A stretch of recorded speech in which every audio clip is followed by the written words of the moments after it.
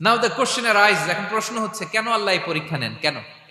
আল্লাহ তাআলা সূরা মুলকে বলেছেন এই পৃথিবী সাজানোর, এই জীবন মৃত্যুর এই খেলা, এটার উদ্দেশ্যটাকে আল্লাহ তাআলা স্পষ্ট করে বলেছেন, আল্লাযী খালাকাল মাউতা ওয়াল হায়াতা লিয়াবলুয়াকুম আইয়ুকুম আহসানু আমালা। জীবন মৃত্যু দিয়ে তোমাদের জীবনকে সাজানো হয়েছে এজন্য, যাতে করে তিনি তোমাদের পরীক্ষা করতে পারেন। কি করতে পারেন? তোমাদের মধ্যে কে সৎকর্মে অগ্রগামী, কে কাজে ভালো, আমলে ভালো, এটা দেখার জন্য। বেসিকলি আল্লাহর দেখার প্রয়োজন নাই, আমাদেরকে দেখানোর জন্য এই পরীক্ষার আয়োজন। আমি ভালো করবো না খারাপ করবো এটা আল্লাহ জানে না? তো ওনার পরীক্ষা করা লাগে কেন? কথা বলেন। আমি জান্নাতি না জাহান্নামী এটা আল্লাহ জানেন না? বেসিকলি আমাদেরকে জানানোর জন্য এই পরীক্ষার আয়োজন। কাদেরকে জানানোর জন্য? মানে তুমি জেনে যাও তুমি জান্নাতি না জাহান্নামী। আমি ভালো করেই জানি। একটা ছোট্ট উদাহরণ দিলে বুঝতে পারবেন প্রিয় ভাইয়েরা। ধরেন আল্লাহ তাআলা দুইজনকে সৃষ্টি করলেন। উদাহরণস্বরূপ একজনের নাম আব্দুল্লাহ, আরেকজনের নাম আব্দুর রহমান। সৃষ্টির পরে আব্দুল্লাহকে বললেন, আব্দুল্লাহ আমি জানি তুমি পৃথিবীতে 50 বছর হায়াত পাইতা, খুব ভালো কাজ করতে, তুমি দুনিয়াতে অনেক ভালো কাজ করতে, এটা আমি আগেই জানি, আমার অসীম জ্ঞান বলে আমি আগে থেকেই জানি। তো যাও, তোমার এইমাত্র সৃষ্টি করলাম, যাও তুমি জান্নাতে ঢুকে যাও, কারণ আমি জানি তুমি জান্নাতি হবে। আচ্ছা, আর আব্দুর রহমান তুমি পৃথিবীতে খুব খারাপ কাজ করতে, এটা আমি জানতাম, তোমারে পাঠাইলে খারাপ কাজ করবা, তুমি সীমা লঙ্ঘন করবা, অন্যায় করবা, অপরাধ করবা, তুমি জাহান্নামী হবা, যাও। যেহেতু আমি জানি পরীক্ষার আর দরকার নেই, তোমারে জাহান্নাম দিয়ে দিলাম, যাও ঢুকে যাও। আব্দুল্লাহ ঠিকই জান্নাতে ঢুকে যাবে, আব্দুর রহমান কি ঢুকবে? ঢুকবে। সে বলবে, আল্লাহ এইমাত্র আমারে বানাইলেন, এইমাত্র আপনি আমাকে সৃষ্টি করলেন, সৃষ্টি করেই বলতেছেন তুমি জাহান্নামে যাও, আর বলতেছেন আমি জানি দুনিয়াতে পাঠালে তুমি খারাপ কাজ করবা, তুমি জাহান্নামী হবা, পাঠানোর আর কি দরকার, আগে থেকে জাহান্নামে যাও। আল্লাহ আপনি জানলে জানতে পারেন, আমি তো জানি না। ঠিক কিনা বলেন?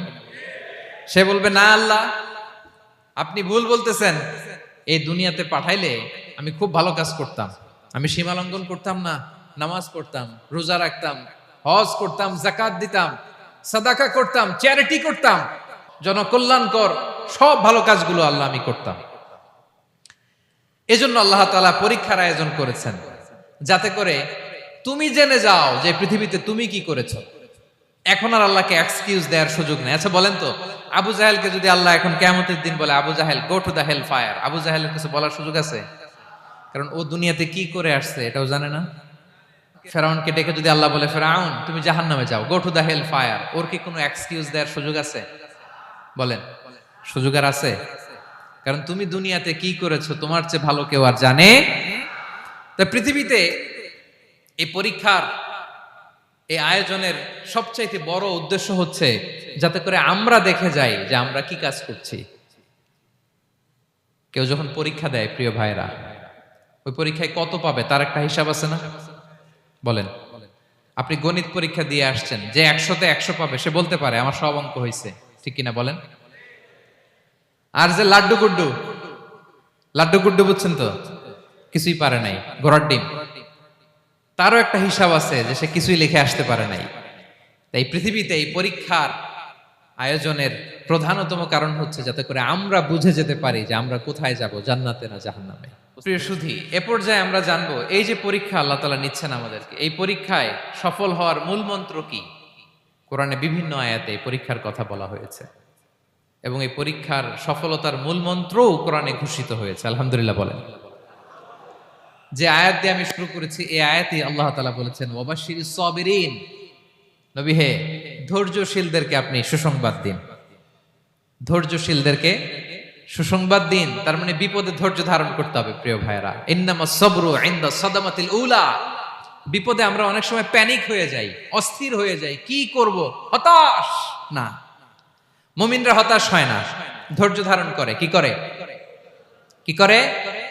ধৈর্য ধারণ করার শক্তি দাও গো মেহেরবান আমায়, দাও গো মেহেরবান। পড়েন, ধৈর্য ধারণ করার শক্তি দাও গো মেহেরবান আমায়, দাও গো মেহেরবান। সবাই বলুন একসাথে, ধৈর্য ধারণ করার শক্তি দাও গো মেহেরবান আমায়, দাও গো মেহেরবান।